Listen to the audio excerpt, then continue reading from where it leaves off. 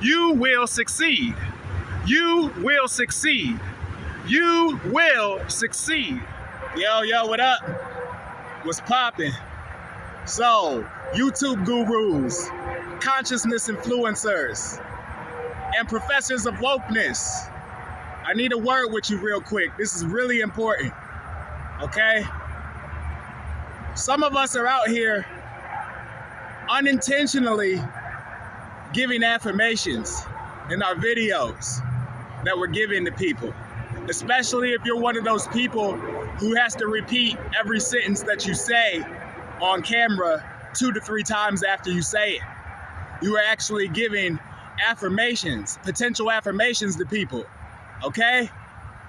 I was watching a YouTube influencer the other day because I come to YouTube here and there, you know, to get my tidbits, to learn from other people, to learn from other conscious minds. And somebody knew that I was watching, that I've never watched before. They said something, okay? They were talking about, you know, just going through the hardship of what a lot of us are going through, especially if you're what's called a chosen one right now, right? Okay, I don't want to get too heavy into that word because I feel like people are burning it out and they are already taking away from its meaning. However, okay, he was talking about chosen ones, and then he said something about failing. He was looking directly into the screen, and he said it 2 to 3 times in a row, saying that you will go through that. I don't even want to say it because of how much of an impact it had on my life for the next 2 to 3 days, okay? I watched a couple of this man's videos, but by the time I got to that one, he repeated that I would F word. You will F word, like 2 or 3 times in a row. And I was actually on a pretty positive streak in my life. That week, you know, I was going through a lot as far as spiritual attacks and things like that, but I was dodging the hell. I mean, I was hitting the Heisman on these motherfuckers, all right? Couldn't be touched by none of my demons. And all of a sudden, I listened to a YouTube influencer who said, I would F word, okay? Starts with an F, ends with the L. Said it like 3 times. And all of a sudden, bad stuff started happening. Okay, all of a sudden, it was like my barriers were being broken, and I was going through a lot of tragic events for the next 2 to 3 days. I was losing self-control over my emotions for the next 24-hour period. Okay? And my wife told me we have to be careful what we're watching.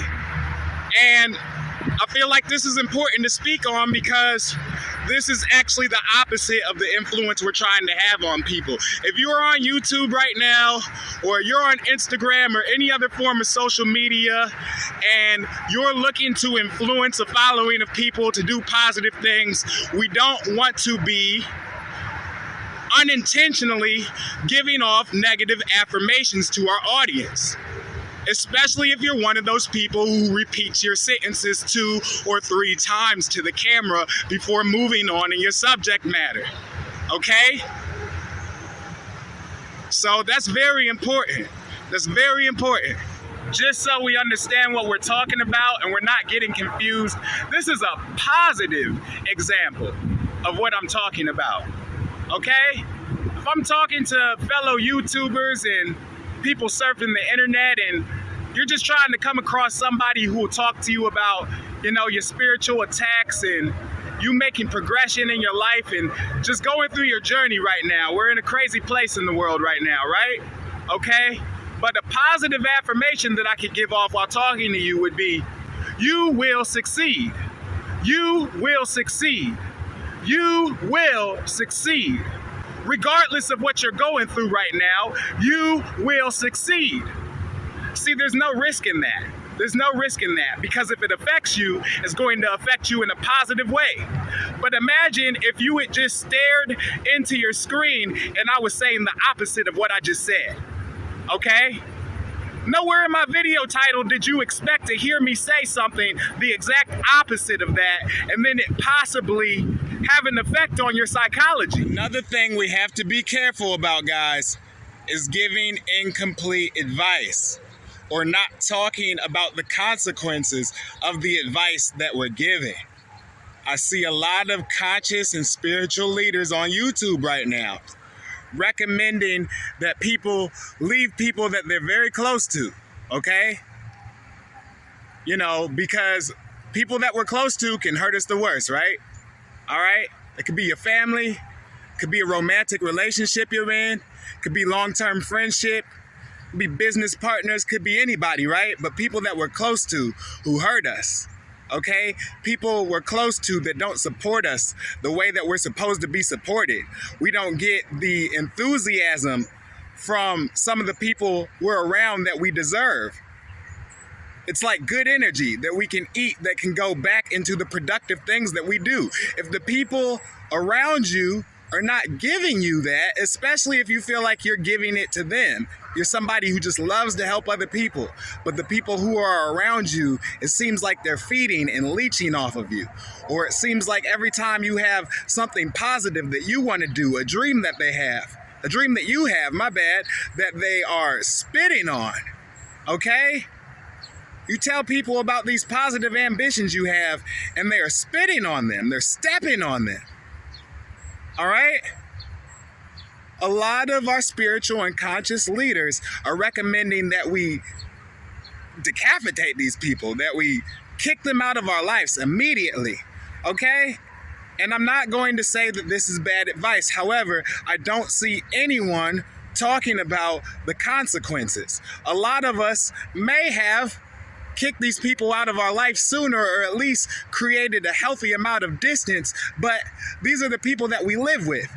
These are people that are helping pay a bill. These are people that are giving us a ride to work. These are people that we depend on. It doesn't mean that their energy is good for us. It doesn't mean that we're having good or fair energetic exchanges with them. It just means in this matrix, in this 3D world, okay, there is something that they do for us that we depend on, and it makes it harder for us to cut them off or create a healthy amount of distance. I am here to tell you this, okay? We have to discuss the consequences of getting rid of these type of people. All right, we know that there's good consequences because we're getting rid of people who have a bad energetic impact on us. But we're not preparing our community what to do once they're in a more independent space. All right, some of us are in situations harder than the people that we're listening to. Okay, and I know because some of these people who are on Instagram, who are on YouTube, who are on TikTok and influencing people, every time you see them, they're in a car or a house, and they're talking to people who might not have either, and they're just barely getting by. So we have to talk about this. We have to talk about the consequences of, you know what? This person has incredibly negative energy, but they're my mom, they're my dad, they're my roommate, they're somebody who is helping keep shelter over my head. And it's okay to get rid of this person, but we have to be prepared for life after some of the amenities that come with these people that bring negative energy into our life. We have to be prepared for that, family. So if that means that you might go into temporary homelessness, okay, you might go into temporary job loss or unemployment, okay, you might not have a cell phone, you might not have a ride, you might not have transportation or the transportation that you're used to for a temporary amount of time, okay? This is where the word sacrifice is important. In order to achieve the things we want in life, we have to make what? Sacrifice. But we should also be prepared for the consequences of that sacrifice. Are we making space for the things that we do want in our life? Absolutely. But now you might have to go through a period that seems rough for you because there's a new landscape that you're dealing with now, okay? You might have to walk to work now. You might have to take the bus to work until you can put yourself in a better situation.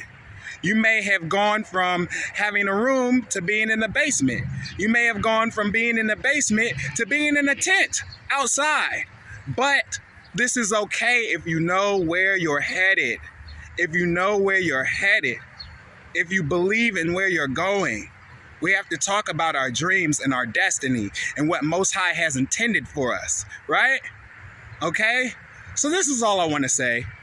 Influencers, if we're going to tell people, cut that bitch off, we should also tell them that you might endure some pretty heavy consequences for a temporary amount of time until Most High can align a better situation for you. And you have to take steps towards that better situation. It's not just cut a person off and the next day your life is perfect. No, you cut off negative energy and you replace it with better options, okay? Even if this is not new people, some of us need time to ourselves. Some of us need time to ourselves. But we also need time to ourselves so we can build a better team. So we can attract magnetically a better support system. So we can attract better supporters, better followers, better friends, better relationships. But we have to work on self in this time. If we're going into a period of isolation, that is the time that you work on yourself.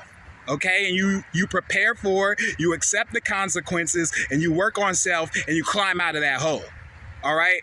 But I don't see enough people talking about this. I just see everybody saying, cut that bitch off.